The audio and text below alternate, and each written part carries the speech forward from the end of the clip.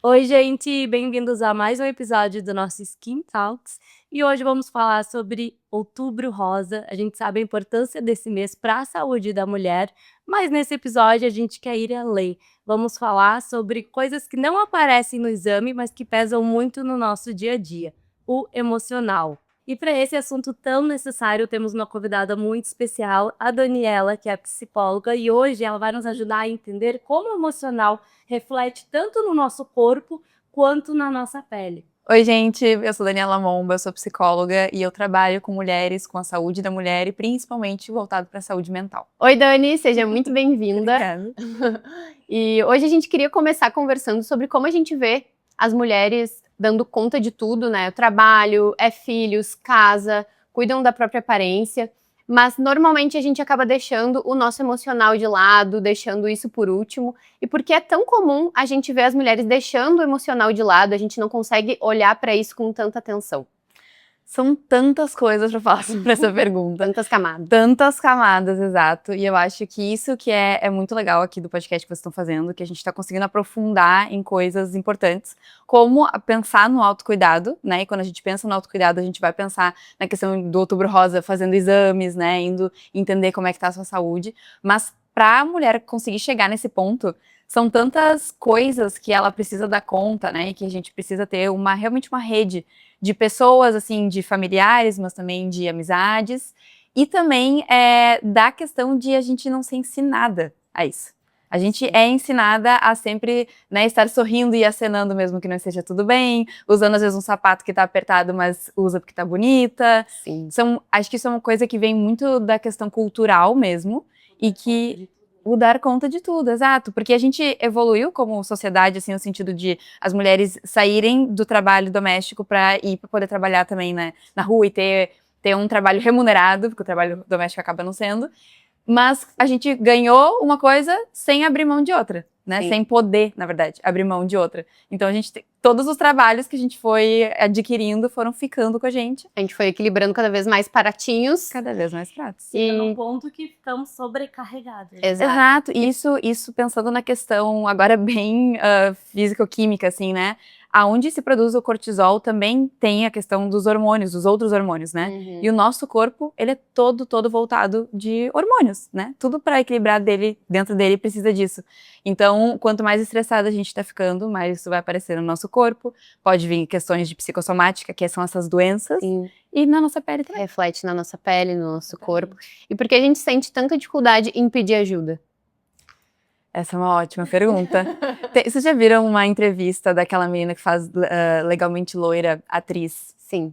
Que ela fala assim, que num determinado momento do filme, ela olha pro cara e fala, oh meu Deus, o que a gente faz agora? E daí, quando ela diz isso, ela fala assim, vocês já viram alguma mulher olhar para um homem e dizer, o que a gente faz agora?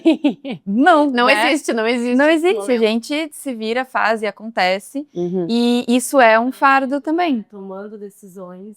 Isso é um fardo também. E nos deixando por último.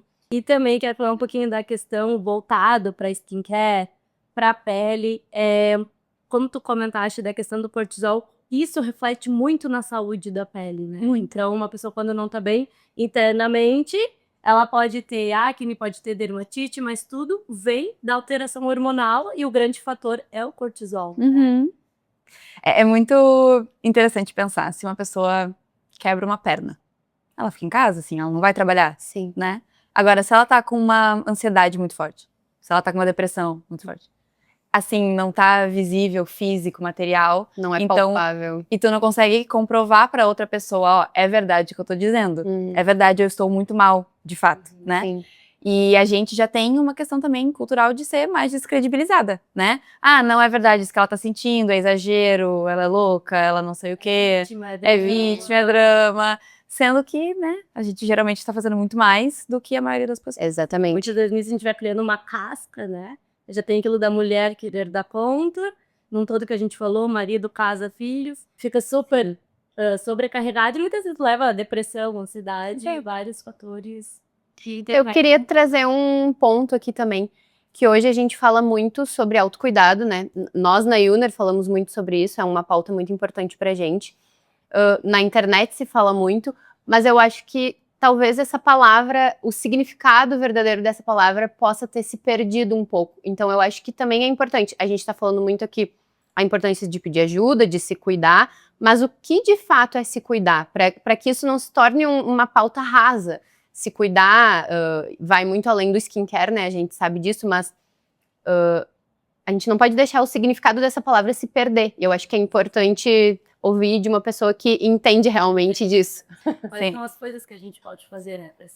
É perfeito essa colocação de vocês, e eu acho que a construção de um podcast para falar sobre as coisas, de novo, assim, acho muito importante para aprofundar na ideia do autocuidado, porque é muito fácil a gente esvaziar, quando a gente pensa em marketing, quando a gente pensa em vendas, a gente esvaziar um conceito, né? E autocuidado é um conceito. Autoestima é um conceito, que é autoestimar. Eu estimo por mim mesma, né?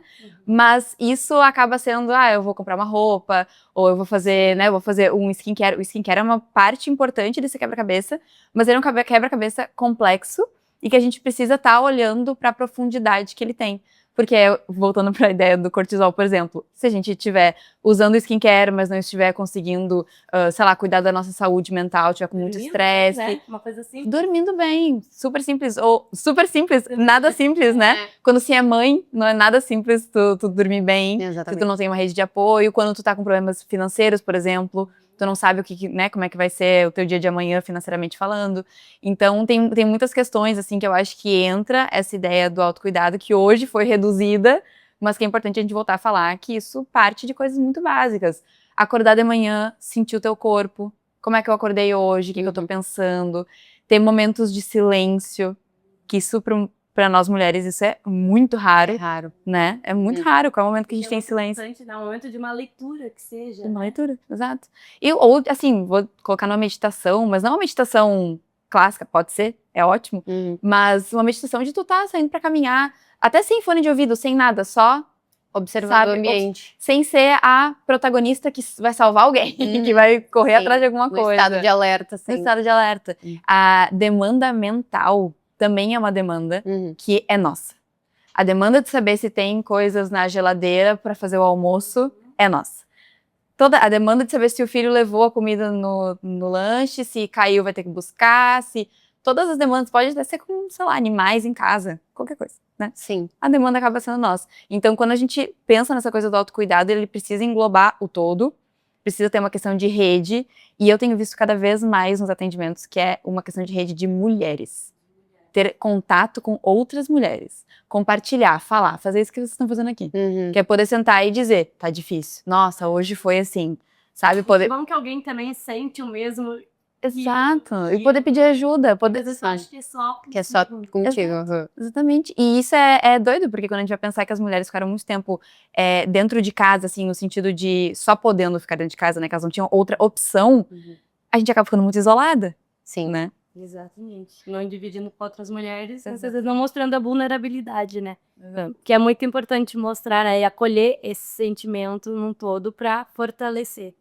Então, falando um pouquinho mais sobre autocuidado, a gente gosta de trazer também sobre esse assunto, essa questão de que não é uma questão apenas de vaidade. E também não que a vaidade seja algo ruim, mas não é só a parte estética. É também sobre aquele momento que tu tá ali te olhando no espelho, aquela pausa de fazer algo que é bom pra ti, que é bom pra tua pele, que cuida de ti.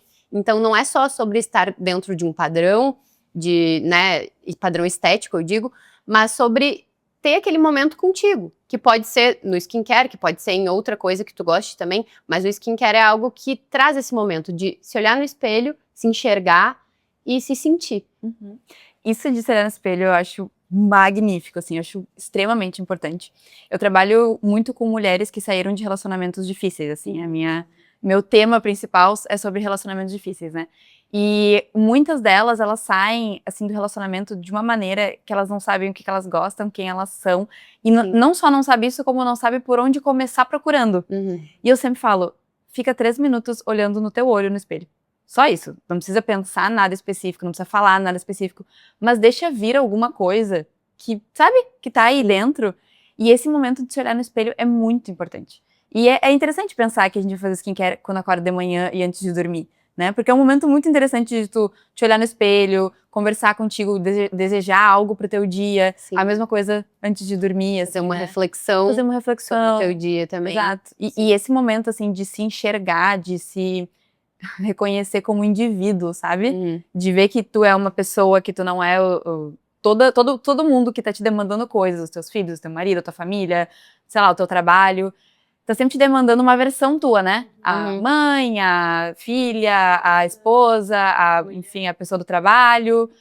E quando tu tá ali, é tu contigo. E essa é a relação mais importante que a gente vai construir na nossa vida inteira, né? Sim. Porque a gente precisa estar bem pra cuidar do próximo. Pra cuidar do outro, exatamente. É tão básico e clichê. É. Tão difícil e praticamente inalcançável. Dani, puxando o gancho, então, do espelho, da questão de olhar para si e também essa pauta importante do Outubro Rosa, quando a mulher faz o teste e descobre a alteração, descobre o câncer de mama, qual a ferramenta que é indicada para ela dar o próximo passo, voltada para essa questão mental, porque a gente sabe que isso vai afetar em vários fatores, né? A questão de queda capilar, muitas vezes. Qual é a conduta que se toma para essa mulher não ficar tão mal e tentar passar por esse processo de uma forma mais leve, se é possível isso? O câncer de mama é um câncer muito estudado. E o Brasil tem muita ferramenta para continuar estudando, fazendo tratamentos. Então, o que acontece é que muitas vezes as mulheres passaram por isso, mas não tiveram trocas, então a gente não sabe. Mas quando vem o diagnóstico, muitas vêm, já aconteceu comigo. E eu passei, eu sobrevivi, deu tudo certo. Mas meio que ninguém sabe que aquilo aconteceu com ela, né? Que fica numa posição de certa vulnerabilidade, que a gente estava falando até agora. E eu diria, assim, que o mais importante é buscar rede.